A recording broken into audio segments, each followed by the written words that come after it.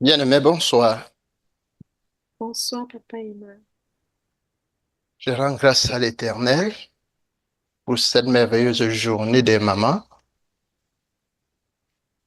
où il veut m'utiliser comme vase au service de ses fils et filles. Je prie que le Saint-Esprit prenne contrôle et je dis Amen à la prière élevée avec maman au nom de Jésus. Amen. Je prie mon partenaire, le frère Samuel, le grand Samuel, de se préparer pour travailler avec moi. Il va partager certaines images que je lui ai envoyées. Alors, nous allons tout droit au sujet.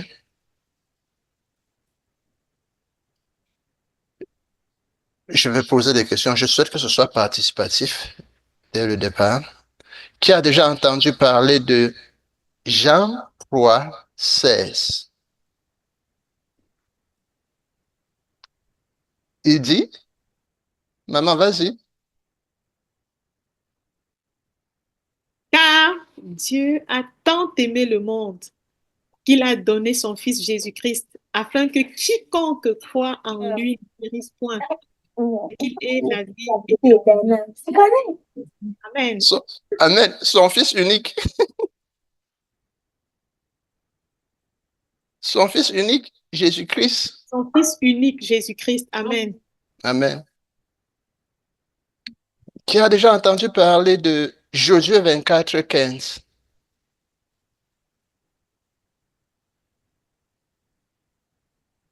Papa, bienvenue. Mes amis qui sont chez toi, Josué 24, 15. Moi et ma maison, nous servirons l'Éternel. Tu as donné la fin du verset. Alléluia. Josué 24, 15 dit, c'est Josué qui parle, et Choisissez il dit aux Israélites, au moment où il veut faire aussi ses adieux, et si vous ne trouvez pas bon de servir l'Éternel, choisissez aujourd'hui qui vous voulez servir, ou les dieux que servaient vos pères au-delà du fleuve, ou les dieux des Amoréens dans le pays desquels vous habitez. Moi et ma maison, nous servirons l'Éternel. Souvent, quand on dit moi et ma maison, nous servirons l'Éternel, on dit Amen, parce que chacun dit que je m'approprie cette parole.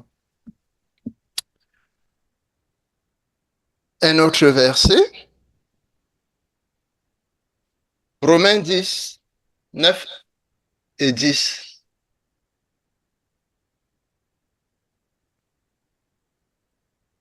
Qui trouve au lit?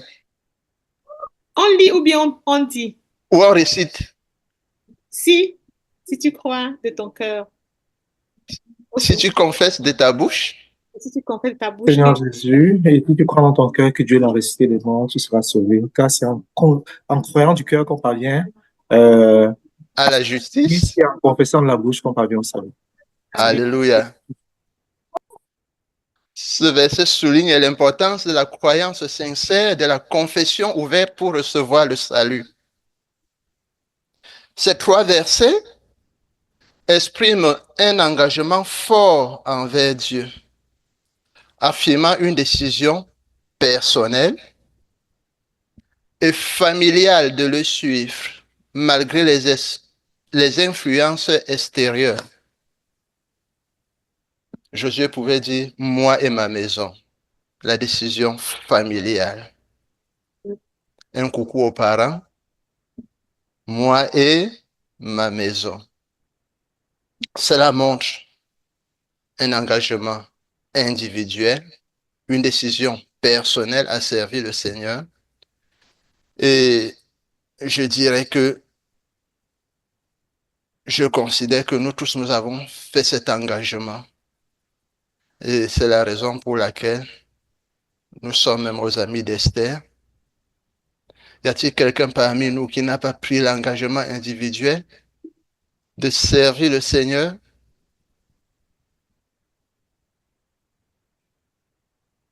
Alléluia, il n'y a pas eu de main levée. Gloire à Jésus. Amen. Alors, autant il est difficile d'être une maman de grande qualité, une bonne maman, comme tout à l'heure, maman Blanche disait, avec le psaume, le proverbe 31. Autant le Seigneur Jésus, tonton bienvenu l'a dit tout à l'heure, excusez, papa bienvenu, c'est qu'on est habitué à tonton parce que entre nous c'est bien comme ça. Papa bienvenu l'a dit tout à l'heure, qu'on a un ami fidèle, Jésus. Quand nous faiblissons, lui, il ne nous abandonne pas. Une chose est vraie, nous pouvons abandonner le Seigneur Jésus et l'abandonner avec le salut qu'il est venu nous offrir.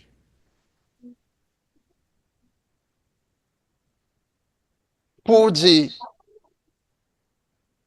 que le salut, bien qu'il nous est offert au moyen de la foi, au moyen de notre engagement, peut s'égarer en chemin.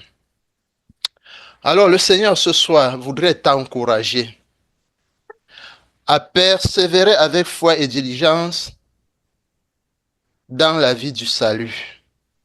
C'est le thème de ce soir. Persévérer avec foi et diligence dans la vie du salut.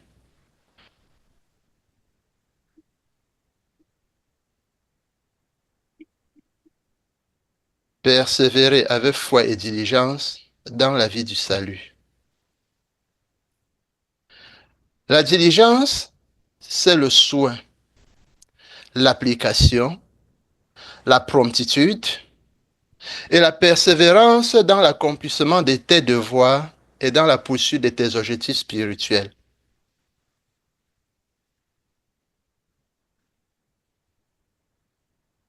La persévérance, c'est la fermeté, la constance, la ténacité dans la poursuite de ton but ou face aux difficultés. La persévérance signifie ne pas abandonner malgré les obstacles et les épreuves. Alors, qu'est-ce qui soutient ce thème? 1 Corinthiens 9, versets 24 à 27. Quelqu'un pour nous lire, s'il vous plaît. 1 Corinthiens 9, 24 à 27.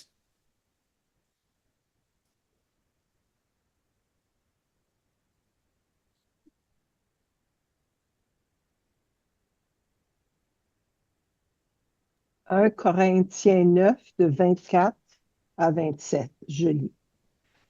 Ne savez-vous pas que ceux qui courent dans le stade courent tous, mais qu'un seul remporte le prix? Courez de manière à le remporter. Tous ceux qui combattent s'imposent toute espèce d'abstinence et ils le font pour obtenir une couronne corruptible. Mais nous, faisons-le pour une couronne incorruptible. Moi, donc, je cours, non pas comme à l'aventure, je frappe, non pas comme battant l'air, mais je traite durement mon corps et je le tiens assujetti, de peur d'être moi-même rejeté après avoir prêché aux autres. Amen. Amen. Merci, maman. 1 Corinthiens 9, versets 24 à 27, nous fait comprendre que nous sommes dans une course. Une course vers le ciel. C'est pas bon, Samuel? Oui, ok, c'est bon. Parfait. Gloire à Dieu. Alors, bien-aimés, qu'est-ce que nous observons? Allons-y rapidement parce qu'il ne faudrait pas que je vous supplie pour qu'on fasse les rallonges du temps. Je vous en prie. Cette image, qu'est-ce qu'on remarque? La parole est à qui veut la prendre? Ils s'en vont tous vers la croix. Non, maman, je dirais que beaucoup de personnes s'en vont vers la croix, mais il y en a qui sont comme en attente, là, en observation. D'autres sont en train de retourner même de la croix. D'autres sont en train de retourner, oui. Certains vont vers la croix. Ah oui. Et il y a l'autre qui est en train d'observer.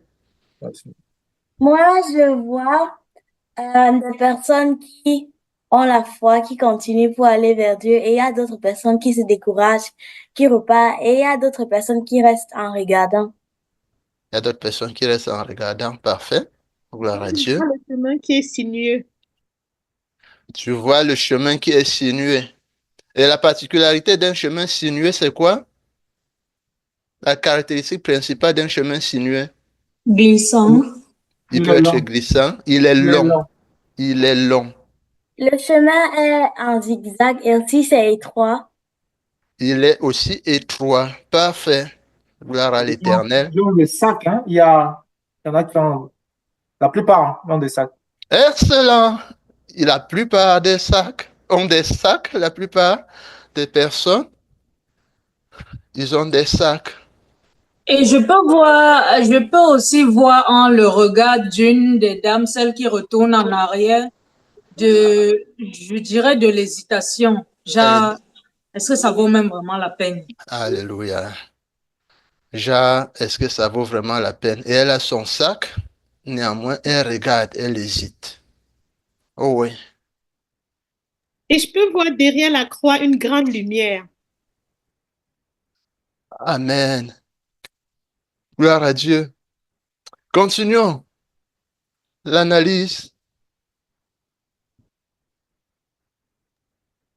Il me semble que plus on s'éloigne de la croix, plus il fait sombre. Oui, puisque la lumière est en face, plus on s'éloigne, plus il fait sombre. C'est vrai. Moi, je remarque à propos des sacs que des personnes pensent juste à l'argent et à leur sac, mais ils ne pensent pas juste à marcher pour Dieu. La plupart des gens portent des sacs fourres et comme là où il y a la lumière. Oui, aussi, c'est bien vrai. Je dirais Gloire à Dieu. qu'il y a de moins en moins de personnes plus on avance. Alléluia. Il y a de moins de personnes puisqu'on avance. On peut les compter et on regarde la masse qui s'empile pour aller au sens inverse. Gloire à Jésus. Quelqu'un a-t-il encore une autre observation? Il y a un homme qui les observe. Il y a quelqu'un qui observe tout ça. Il y a un homme qui observe tout ça. Que pensez-vous de cette personne? Cette personne qui est à notre gauche, n'est-ce pas? Oui. Oh oui. Ça peut être quelqu'un qui hésite. Mais il n'a pas de fardeau, par exemple. Qui se demande au juste ce qui se passe devant lui. Peut se demander ce qui se passe Qu'est-ce que ces devant lui. personnes sont en train de faire? Pourquoi est-ce qu'elles font ce qu'elles font? Oh oui. Alors, cette illustration, qu'est-ce qu'elle te donne d'un coup, comme dans la parole de Dieu? Quel rappel dans la parole de Dieu? Efforcez-vous d'aller dans le chemin étroit. Je pense que dans la parole de Dieu, il a dit large est le chemin qui mène vers la perdition et étroit est le chemin qui mène vers le ciel. Parfait. Alléluia. Que Dieu te bénisse. Oui. Moi, j'ai une question. Pourquoi est-ce que la personne, l'homme, il reste immobile? Ça, c'est une illustration de notre vie. Certainement, peut-être en développant, on peut comprendre, en développant avec la suite, on peut comprendre, chacun peut comprendre pourquoi celui-là peut être immobile. Mais papa, est-ce que ce n'est pas le Seigneur Jésus? Parce que lui n'a pas de fardeau. Et Lui, certainement, on dirait qu'il comprend mieux ce qui se passe. tout est possible. Tout est possible. Ce peut être le Seigneur Jésus qui regarde et peut-être avec une déception, il observe. Mais je pense que ce que l'image nous fait comprendre beaucoup plus, c'est que la croix, ça va vers, ça indique le ciel, n'est-ce pas? Oui. Et Papa Bienvenu tout à l'heure pouvait dire que le chemin sinué est long. Faisons un rapprochement de notre texte d'aujourd'hui. 1 Corinthiens 9, versets 24 à 27. Voilà le chemin de la course. C'est ici que nous courons. Et que nous, et nos semblables, et nos frères, et nos sœurs, et nos oncles, et même nos ennemis, nous trouvons la race humaine se trouve là, au carrefour. Et il est question de choisir. Assurément, tu as déjà eu à faire le choix. Tu as choisi de serpenter le chemin pour atteindre la croix et la lumière.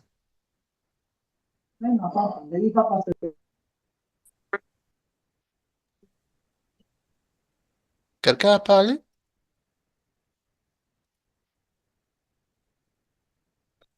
Alors, celui qui est déjà proche de la croix, on peut dire qu'il est sur la voie et on ne peut pas discuter. En fait, c'est relatif sur sa foi, parce qu'il est quand même en avance, n'est-ce pas, par rapport aux autres. Donc, nous avons déjà toutes les assurances que le Seigneur nous fournit. Cependant, il faut que l'on arrive au but, qui est à la croix, qui est le ciel, en fait. Je dis la croix parce que la croix ici symbolise le point d'arrivée. Alors,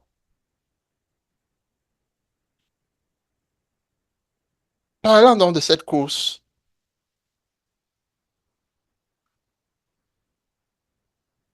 le contexte de la course et ses obstacles. L'apôtre Paul utilise une métaphore de l'athlétisme pour illustrer la discipline nécessaire dans la vie chrétienne. Il dit, je cours. Regardez le chemin, comment il est long.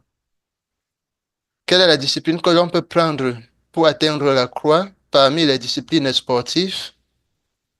Est-ce la course de vitesse? Est-ce le marathon? Ou bien c'est la course à relais? Quelle course conviendrait? Je dirais le marathon. Tu diras le marathon. Selon moi, le marathon. La course de résistance. On avait, au lycée, là, on avait la vitesse et la résistance. Je dirais la résistance. La résistance. Et la résistance, c'est ça le marathon. Caractérisé par la longueur, caractérisé par les épreuves qui sont sur le parcours. Alors, en tant qu'enfant de Dieu, quelles sont les épreuves qui sont sur ton parcours? Nous allons le faire à la lumière de la parole de Dieu et ça serait intermittente avec la prière. Il y a une deuxième illustration qui arrive. Bien-aimé, voilà. Le Seigneur m'a fait cette grâce de pouvoir les scinder et de faire l'illustration. Nous avons donc les obstacles physiques par rapport à une course littérale, dans le sens littéral, dans le sens commun, on a des obstacles physiques. Et tel que l'apôtre Paul l'explique, il a dit, il est dans une course. Permettez que je relise. Ne savez-vous pas que ceux qui courent dans le stade courent tous? Ils courent tous. Nous avons vu comment ils sont tous rassemblés à ce carrefour. Mais qu'un seul remporte le prix. Nous avons la grâce avec le Seigneur que nous pouvons tous remporter le prix. Ça, c'est la vérité.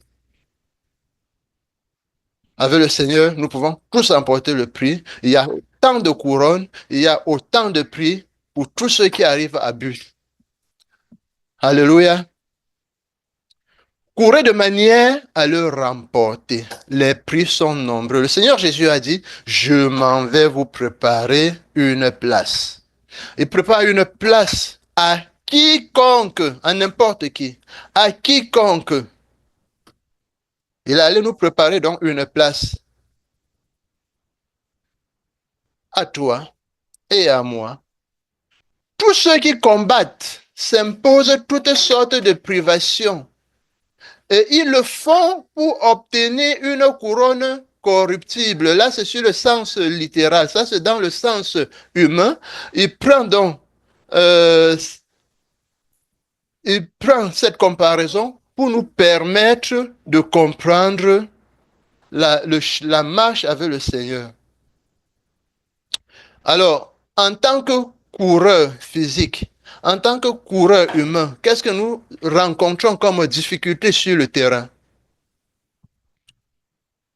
Voilà où nous allons nous étaler. Et après, ces difficultés sur le plan physique, quel est leur parallèle sur le plan spirituel et à la lumière de la parole de Dieu? Mais déjà, retenons ceci. Courez de manière à le remporter. Tous ceux qui combattent s'imposent toutes sortes de privations et ils le font pour obtenir une couronne corruptible. Nous avons vu la reine du mont Cameroun, de la montagne au Cameroun, Sarah, qui a remporté le prix, je crois, au moins 5 ans. La dernière fois, elle a encore concouru. Elle était encore parmi les meilleures. Si on rentre dans son témoignage, comment fais-tu pour, à plus de 50 ans, faire le marathon du mont Cameroun et être parmi les premiers? On comprendra quel genre de privation elle s'est faite. Tout comme ceux qui sont au service de l'ennemi, ils se font bien de privations pour la gloire.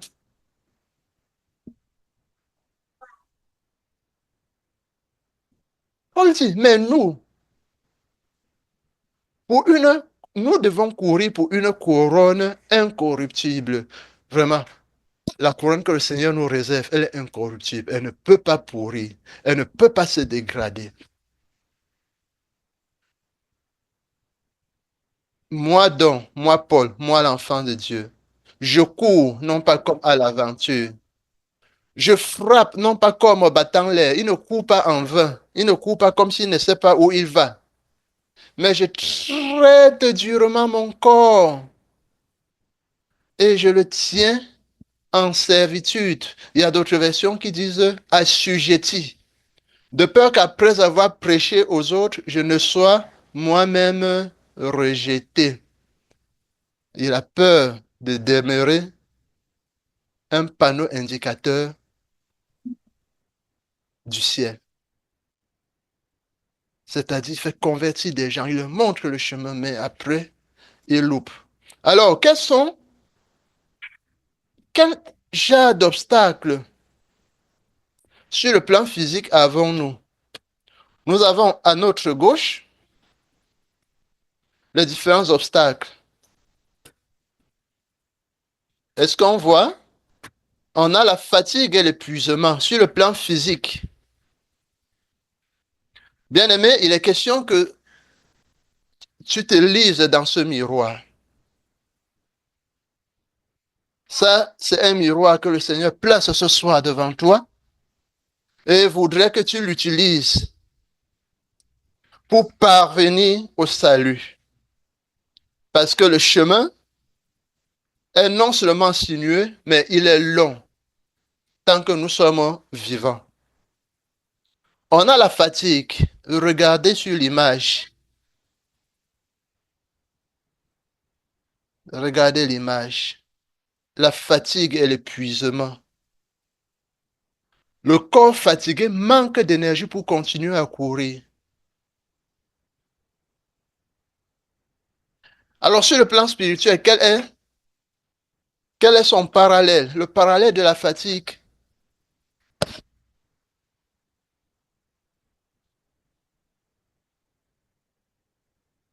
Oh, ça fait 50 ans que j'ai cru. Ça fait 60 ans que j'ai cru. Je suis ancien dans la foi.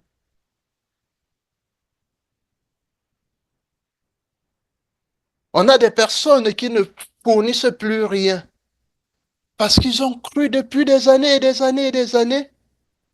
Ils sont demeurés là. Ils sont demeurés dans un cycle. Sortir, aller à l'église et rentrer. Sortir, aller à l'église et rentrer tout simplement. Ils ne progressent pas dans leur foi.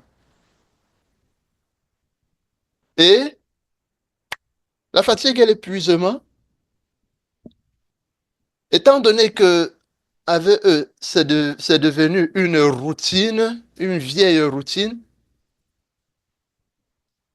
le soir, quand tu veux dormir, Seigneur, merci pour cette journée, garde-moi au nom de Jésus.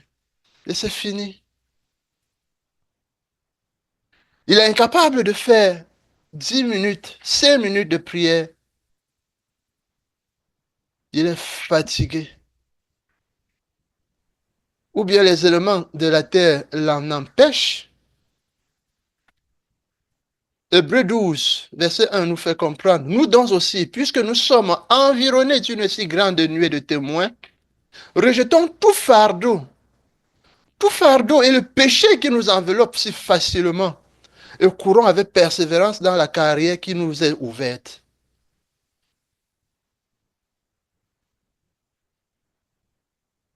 Le péché et la culpabilité constituent la fatigue. C'est cette charge qui pèse sur certains et provoque non seulement leur épuisement et leur décroissance spirituelle. Quelqu'un qui a perdu son premier amour, on le voit aujourd'hui, rentrer encore faire des sacrifices, ou bien rentrer encore se livrer aux affaires de funérailles, des rites funéraires que nous avions par exemple chez nous, qui étaient attachés aux sacrifices, aux idoles, mais qui est ancien d'église. Il est épuisé, il est fatigué. C'est comme si lorsqu'il regarde vers la croix que nous avons vue tout à l'heure, il sent que c'est difficile qu'il parvienne au bout. Psaume 38, 5. Quand mes iniquités s'élèvent au-dessus de ma tête comme un lourd fardeau, elles sont trop pesantes pour moi. Bien-aimé, est-ce ton cas? La fatigue et l'épuisement, qu'est-ce qui t'épuise? C'est vrai, peut-être, nous sommes venus dans un pays où coule le lait et le miel. Permettez l'expression. Et l'on devrait se battre. Comme on le dit, plusieurs le disent. On doit se battre déjà pour trouver sa place sur le marché. On doit se battre pour pouvoir subvenir aux besoins de nos frères dans la famille. On doit se battre pour avoir sa maison. Et lorsque l'on rentre le soir, on est fatigué. On est épuisé. Un corps fatigué manque d'énergie pour continuer à courir. Amen. Les blessures. Regardons notre image là. Le monsieur qui est assis, ce coureur qui est assis,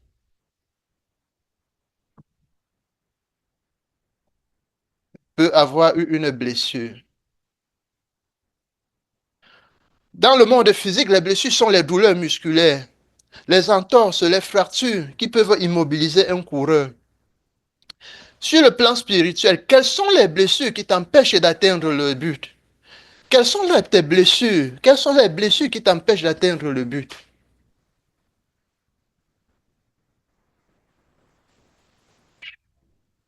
Est-ce le doute? Je me souviens encore lorsque l'on parlait de la bénédiction, du baptême, de la manifestation du Saint-Esprit à travers le don de langue. On ne cessait d'insister comment l'ennemi vient te semer le doute dans ton corps, dans ton cœur. Mais attention, ce n'est pas comme ça. Attention, ce n'est pas comme cela. Quelles sont les blessures qui t'empêchent d'atteindre le but? La parole de Dieu nous fait comprendre qu'il y a le doute, il y a le découragement, il y a les amertumes, il y a le ressentiment blessant notre corps, notre cœur, notre esprit et entravant notre progression spirituelle. Alors, est-ce que tu continues, est-ce que tu vas continuer à porter ce fardeau tel c'est ce qu'on a vu sur la première image? Ils avaient des sacs véritablement grands. D'aucuns à l'épaule, d'autres au dos. Mais regardez le papa ici là. Il a à la main et aux deux bras. S'il fait même un faux pas, il va esquiver comment? Il va se ressaisir comment? Alors, quels sont ces fardeaux que tu transportes? Regardons ceux qui vont vers la croix. Alors que Jésus dit que venez à moi, vous tous qui êtes fatigués et chargés, et je vous donnerai du repos. Laissez vos fardeaux à moi. Regardez ceux qui vont vers la croix. Regardez-les, regardez. Ils ont encore les sacs. Ils vont avec les fardeaux.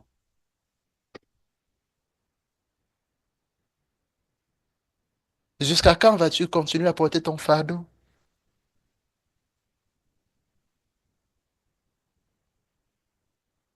Combien de fois?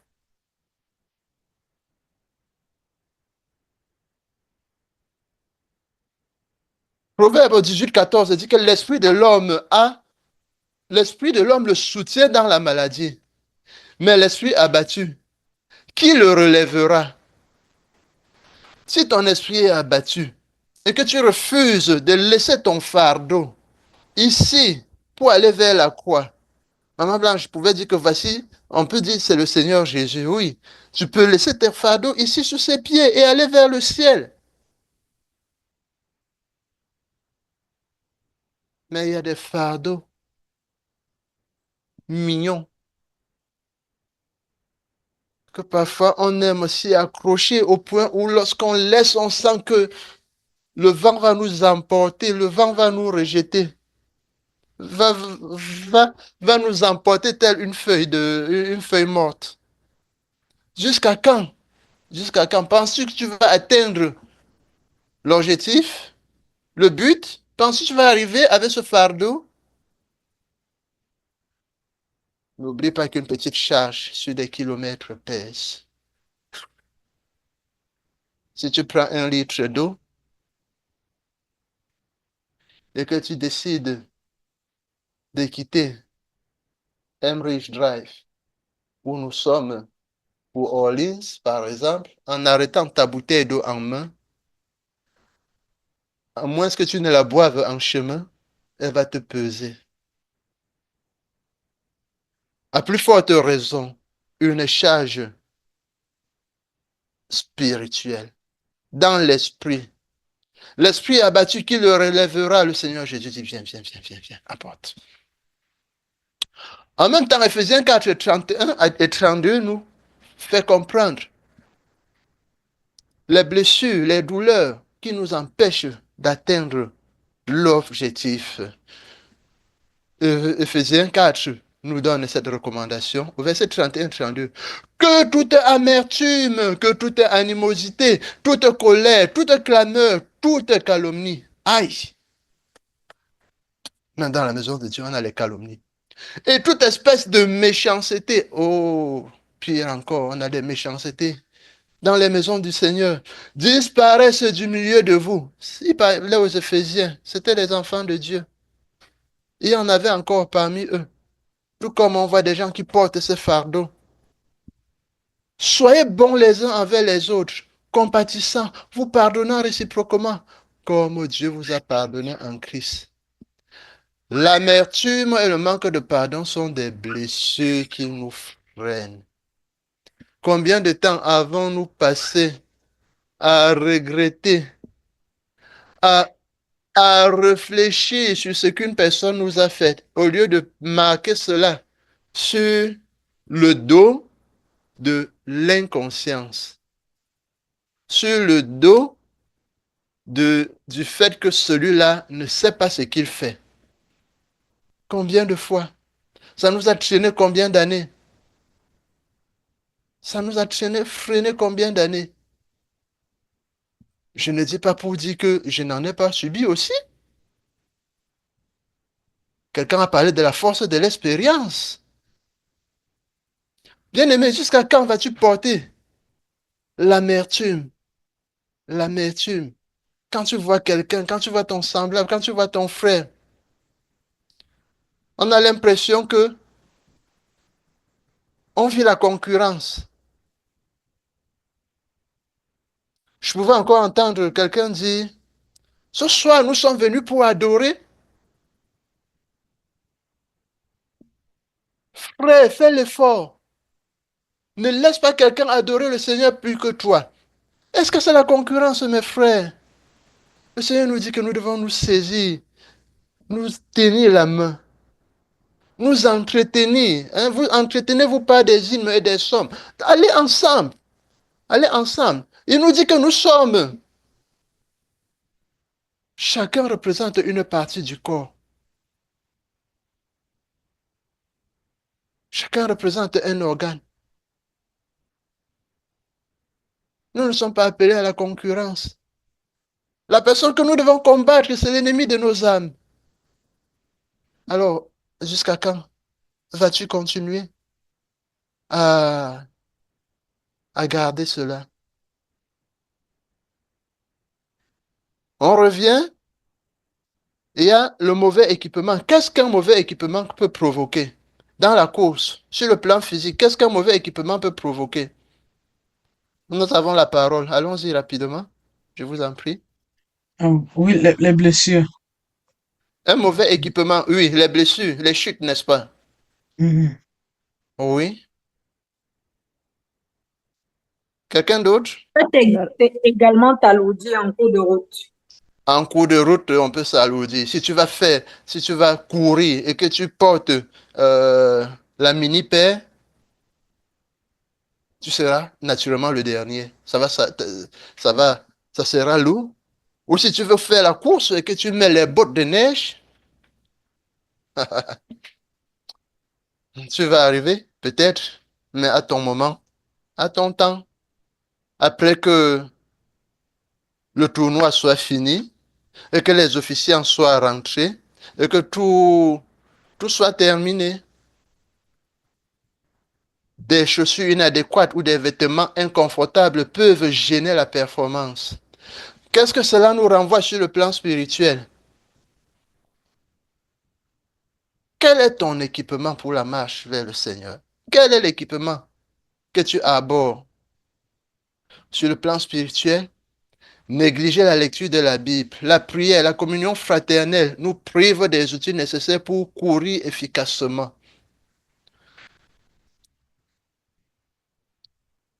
On a un piège, nous avons un piège ici au Canada. Ailleurs, le grand souci, c'est que mangerons-nous? Mais ici, ce n'est pas ça le souci véritable. Parce qu'au moins, la banque alimentaire, même si c'est 1 ou 2 boîtes de conserve, elle te donne pour 1 ou 2 jours.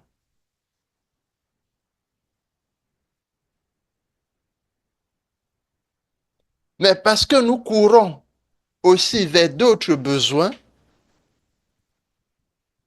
parfois il arrive que l'on oublie carrément le Seigneur.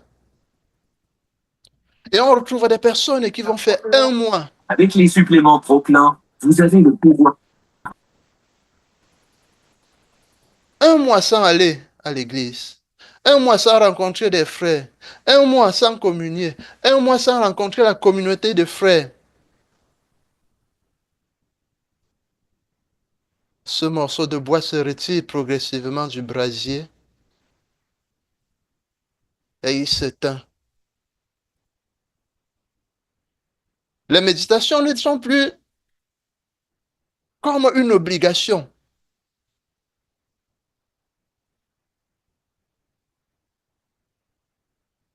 On lit dans le téléphone et on s'en passe. Le Seigneur nous fait, la parole de Dieu nous fait comprendre que quand l'ennemi prendra le dessus, il va contrôler le monde. Et je pense que même ce téléphone que nous avons avec la parole de Dieu, ils vont développer des applications qui vont supprimer la parole de Dieu dans nos téléphones. Moi, je prends un cas. J'ai fait 2 jours carrément sans vraiment utiliser mon téléphone. Tout à l'heure, j'ai dû réinitialiser tout parce que des virus m'ont attaqué. Pas moyen de faire quoi que ce soit. La Bible que tu gardes dans ton téléphone là, il suffit qu'on fasse une petite application et qu'on place sur Internet, tu la chopes et ça efface la Bible. Ou ça change même, ça met un livre qui n'est pas la Bible. Tout ça, c'est pas pour dire qu'il ne faut pas utiliser. C'est un moyen que le Seigneur a aussi donné pour l'évangélisation. Mais il ne faut pas se focaliser dessus. Gardons nos Bibles, utilisons nos Bibles physiques. Utilise ta Bible physique et maîtrise-la afin de pouvoir, à temps et à contre-temps, tirer contre les flèches enflammées de l'ennemi. Toute écriture est inspirée de Dieu et utile pour enseigner, pour convaincre, pour corriger, pour instruire dans la justice, afin que l'homme de Dieu soit accompli et propre à toute bonne œuvre. La Bible est notre équipement essentiel. Ça, c'est 2 Timothée 3, 16 à 17. La Bible est notre équipement essentiel. Et beaucoup ne prient plus. Je vais citer quelqu'un, un pasteur qui dit, tu as passé la journée à monter, à descendre, à chercher ci, à chercher ça, à ne même pas lire la parole de Dieu, au point où lorsque tu t'assois le soir pour prier, au lieu de dire, Seigneur Jésus, je te demande pardon pour mes péchés, tu dis, Seigneur Jésus, je pardonne tes péchés. Tu pardonnes les péchés de quelqu'un qui est saint parce que tu t'es laissé emporter, tu t'es laissé endormir, tu t'es laissé transformer par la recherche du gain charnel. Prier sans cesse. La prière est une communication vitale. Et Hébreux 10, 25 viendra dire, je l'ai dit tout à l'heure, n'abandonnons pas nos assemblées. N'abandonnons pas notre assemblée, comme c'est la coutume. C'était devenu une coutume, bien aimé. C'est-à-dire, c'était devenu la tradition de quelques-uns. Mais exhortons-nous réciproquement, et cela d'autant plus que vous voyez s'approcher le jour. Frères, la communion fraternelle nous soutient. Nous allons entamer ce point qui est le terrain difficile, et nous allons prier. Il y a d'autres points qui suivront. Le terrain difficile, regardez l'image. Peut-il facilement courir sur cette montagne? Ah, c'est le raccourci qu'il prend. Regardez l'espace où l'on court. Mais ceux-là, ils vont où? Sur un terrain difficile.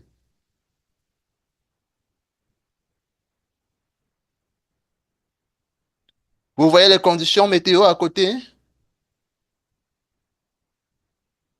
À côté de ceux qui courent, qui ont laissé la piste là. Mais ils courent quand même vers la direction. Vont-ils arriver? Même avec ce raccourci.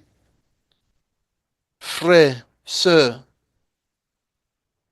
mon enfant, quels sont les raccourcis que tu veux prendre pour arriver au ciel? Quels sont ces raccourcis que tu veux prendre?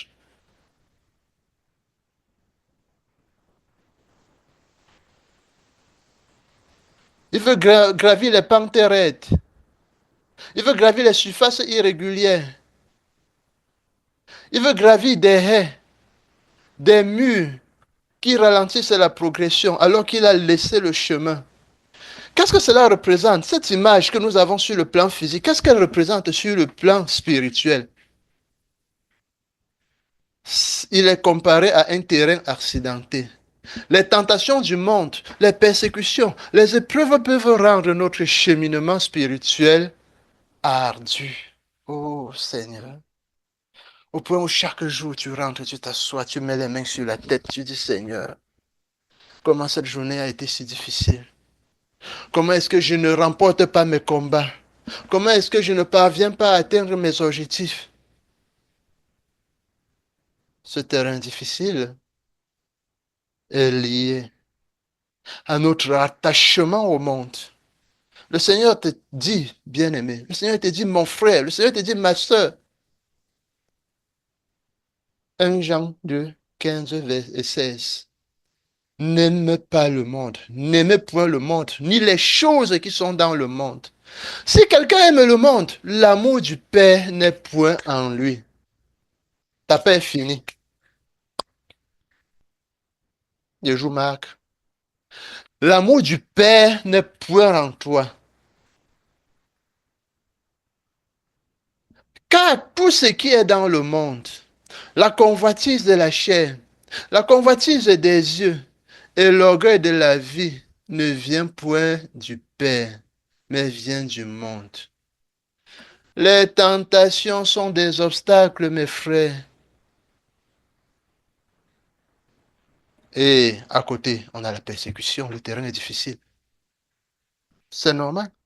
2 Timothée 3,12, le Seigneur nous prévient. Or, tous ceux qui veulent vivre pieusement en Jésus-Christ seront persécutés. La persécution est un terrain difficile. Comment fais-tu? Comment t'organises-tu pour t'en sortir? Comment t'organises-tu pour sortir de la persécution? Tu le sais-tu parce que c'est papa qui a parlé? Tu le sais-tu parce que c'est maman qui a parlé? Ou bien tu leur manques carrément et simplement du respect? Ou bien tu les ignores? En face de la parole de Dieu, que fais-tu? Les épreuves sont un terrain difficile, mais peuvent produire de la croissance. Ouais. Jacques 1, 2, verset 3 nous le dit. Mes frères, regardez comme un sujet de joie complète les diverses épreuves auxquelles vous pouvez être exposés, sachant que l'épreuve de votre foi produit la patience. Bien-aimés, nous allons prier.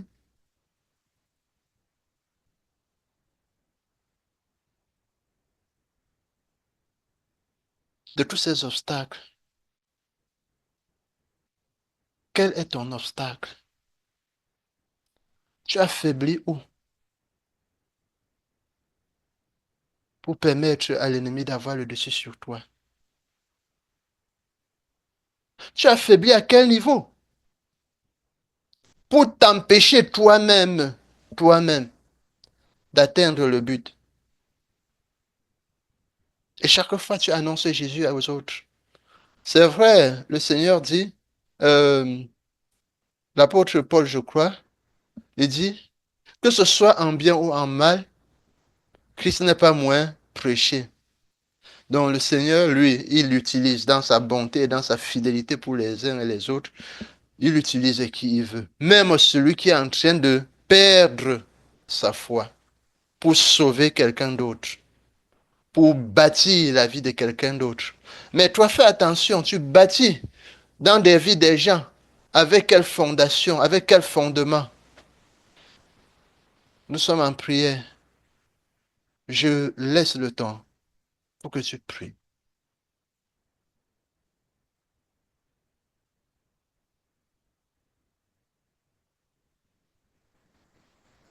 Ouvre ton micro, tu pries. Ça n'empêche pas, ça encourage quelqu'un.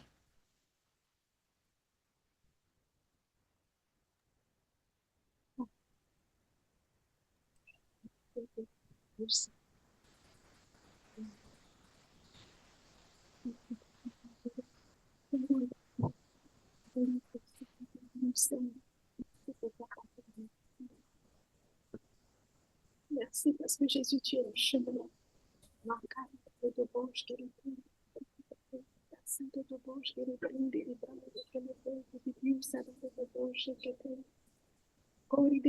La fatigue et l'épuisement. Les blessures spirituelles. Ton équipement, es-tu suffisamment équipé? Pardonne.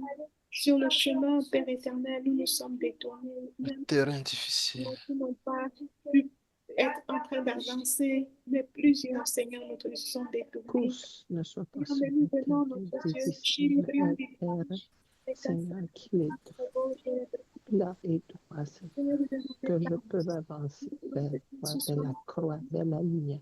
Nous voulons courir sur le Oh chemin. Seigneur, Ah Seigneur, merci de nous exaucer, Seigneur. oh, Seigneur, Merci de nous allons vers exaucer. toi. Merci Seigneur Seigneur, Jésus de nous je exaucer. te prie, couche. Merci Seigneur Jésus. Oh oui, Au Seigneur, nom de nous Jésus de avons- Nazareth. nous avons- Amen. Amen. Amen. Bien-aimé, tu pourras continuer après tes supplications devant le Seigneur. Nous continuons. Un autre obstacle. Il y a les conditions météorologiques. Tonton Samuel, la photo. Les conditions météorologiques défavorables. Papa Emma, tu as un message dans... D'accord. Au téléphone? Non, en ligne là.